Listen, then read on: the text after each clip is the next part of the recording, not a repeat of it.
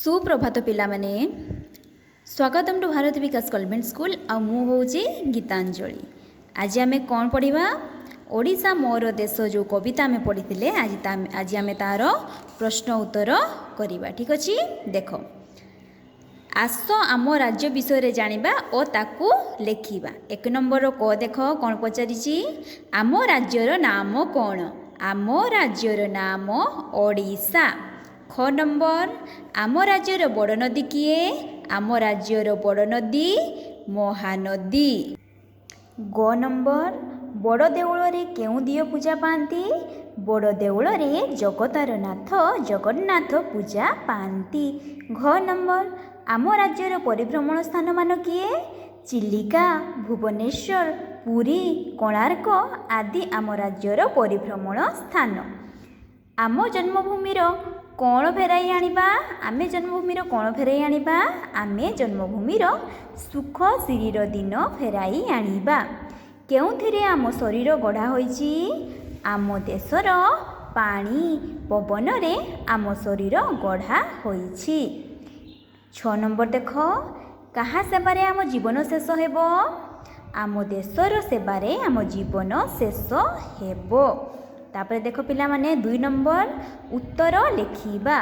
क नंबर एही देश रे काहाकू बुझाउछि?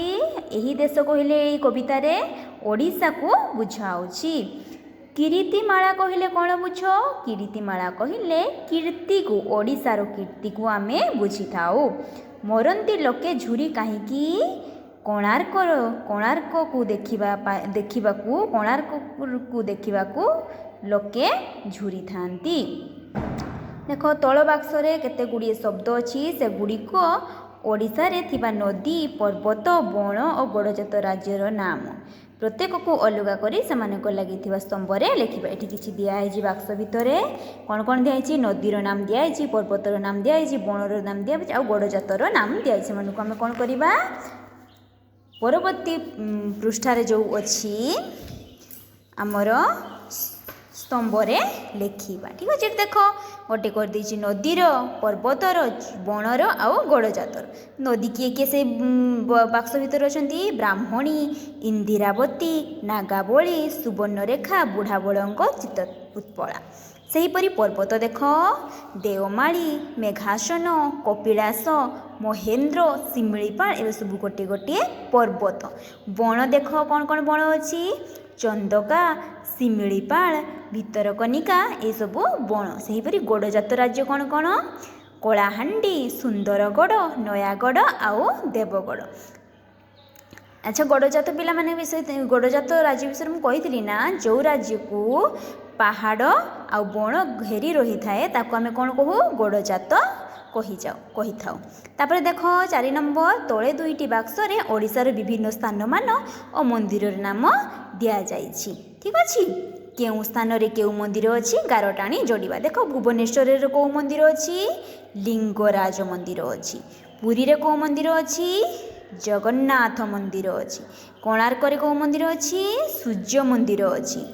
साक्षीगोपाल रे गोपीनाथ मंदिर, बांकी रे चर्चिका मंदिर, संबलपुर रे समलेश्वरी मंदिर, सेहीपरि कपिलास रे चंद्रशेखर शिव मंदिर अछि। देख पिला माने 5 नंबर रे कोन देछि? दिया जाइथिबा उत्तर मध्यरु ठीक उत्तरटी बाछि लेखिबा। धन नथिले भी मनरे कोन अछि? धन नथिले भी मनरे बळ अछि। गड़जातर पहाड़माला किपरि दिशुथाए? गड़जातर पहाड़माला पाचिरी परी दिशुथाए। आम देशर कौन मधुर और मनोहर? आम देशर भाषा मधुर और मनोहर।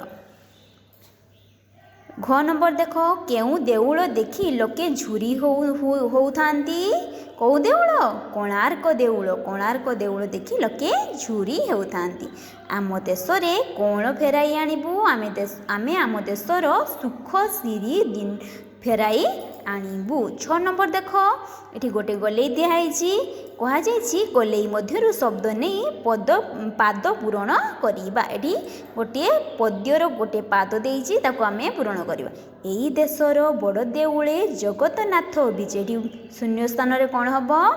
ଜଗତନାଥ। ଏ ଭିତରୁ ନେଇକି ଆମେ ଏଠି ଭରିବା। କେଡ଼େ ମଧୁର କି ମନୋହର ଆମରି ଦେଶ କଥା।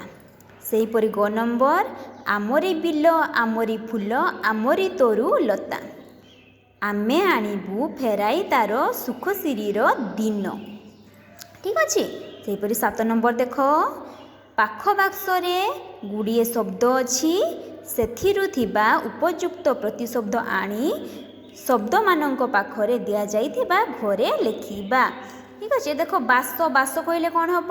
ଘର। ହୀନ କହିଲେ ସାମାନ୍ୟ।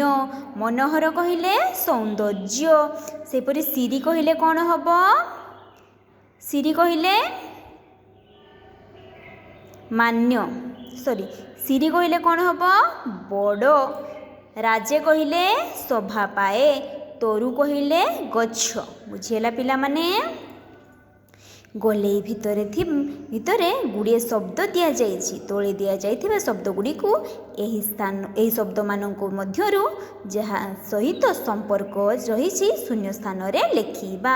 ସେମିତି କ'ଣ ହେବ? ପାହାଡ଼ ମାଳା। ସେହିପରି ତରୁ ଲତା, ଭାତ ତିଅଣ, ପାଣି ପବନ, ଗଛ ପତର, ବଡ଼ ଦେଉଳ, ସୁଖ ସିରି। ବୁଝିହେଲା ପିଲାମାନେ? କ'ଣ କହିଛି? ଓଡ଼ିଶାର ଅଧିବାସୀଙ୍କୁ ଓଡ଼ିଆ କୁହାଯାଉଛି। ସେହିପରି ଭାରତବର୍ଷରେ ଅନ୍ୟ ରାଜ୍ୟର ଅଧିବାସୀଙ୍କୁ କ'ଣ କୁହାଯାଏ? ଲେଖିବା। ଓଡ଼ିଶା ଓଡ଼ିଆ, ବିହାର ବିହାରୀ, ପଶ୍ଚିମବଙ୍ଗର ଲୋକମାନଙ୍କୁ ବେଙ୍ଗଲୀ, ଆନ୍ଧ୍ରପ୍ରଦେଶର ଲୋକମାନଙ୍କୁ ତେଲୁଗୁ, ତାମିଲନାଡ଼ୁର ଲୋକମାନଙ୍କୁ ତାମିଲ, କେରଳ ଲୋକମାନଙ୍କୁ ମାଲାୟାଲି। ଠିକ୍ ଅଛି। ମହାରାଷ୍ଟ୍ରର ଲୋକମାନଙ୍କୁ ମରାଠୀ, ଗୁଜୁରାଟର ଲୋକମାନଙ୍କୁ ଗୁଜୁରାଟୀ। ଠିକ୍ ଅଛି। ସେହିପରି ପଞ୍ଜାବର ଲୋକମାନଙ୍କୁ ପଞ୍ଜାବୀ, ଆସାମର ଲୋକମାନଙ୍କୁ ଆସାମୀ, ଜାମ୍ମୁ କାଶ୍ମୀର ଲୋକମାନଙ୍କୁ କାଶ୍ମୀରୀ କୁହାଯାଏ। ଦେଖ ପିଲାମାନେ, ଏଠି 10 ନମ୍ବରରେ କହିଛି, ଗୀତରେ କୁହାଯାଇଥିବା ଶବ୍ଦକୁ କଥାରେ ଲେଖିବା ଓ ବାକ୍ୟ ଗଢ଼ିବା। ଦେଖ, ଜନ୍ମ, ଏଇଟା ଗୀତରେ ଦିଆହେଇଛି, ଶବ୍ଦରେ କ'ଣ ହେବ? ଜନ୍ମ। ସେହିପରି କିରୀତି କୀର୍ତ୍ତି, ପତର ପତ୍ର, କୋଣାର୍କ କୋଣାର୍କ, ଜନ୍ମଭୂମି ଜନ୍ମଭୂମି, ଜନ୍ମଭୂମି ଜନ୍ମଭୂମି। ସେହିପରି ଦେଖ, ବାକ୍ୟ ଗଠନ କରିବା ଆମେ। ଏଠି ଜନ୍ମ ଦିଆହେଇଛି, ଅକ୍ଟୋବର 2 ତାରିଖରେ ମହାତ୍ମା ଗାନ୍ଧୀ ଜନ୍ମ ହୋଇଥିଲେ। ସେହିପରି ଦେଖ, କୀର୍ତ୍ତି, ଓଡ଼ିଶାର କୀର୍ତ୍ତି ଚାରିଆଡ଼େ ପ୍ରସାରିତ। ପତ୍ର, ଗଛରୁ ପତ୍ର ପଡ଼ି ପୋଖରୀରେ ପଡ଼ିଛି। କୋଣାର୍କ, କୋଣାର୍କକୁ ବ୍ଲାକ୍ ପଗୋଡ଼ା କୁହାଯାଏ। ଜନ୍ମଭୂମି, ମୋର ଜନ୍ମଭୂମିର ନାମ ଓଡ଼ିଶା। ବୁଝିହେଲା ପିଲାମାନେ? ତ ଆଜି ଆମେ ଯେଉଁ ଆମର ଥିଲା ଓଡ଼ିଶା ମୋର ଦେଶ, ତାର ଆମେ କ'ଣ କଲୁ? ପ୍ରଶ୍ନ ଉତ୍ତର ଶେଷ କରିଦେଲୁ। ଠିକ୍ ଅଛି। ଆସନ୍ତା କ୍ଲାସ୍ରେ ଆମେ କିଛି ନୂଆ ପଢ଼ିବା। ଠିକ୍ ଅଛି। କ'ଣ ପଢ଼ିବା? ବାଘ। ବାଘ ବିଷୟରେ ଗୋଟିଏ ଦିଆଯାଇଛି, ତାକୁ ଆମେ ନେକ୍ସଟ କ୍ଲାସ୍ରେ ପଢ଼ିବା। ଆଜି ପାଇଁ ଏତିକି। ଧନ୍ୟବାଦ।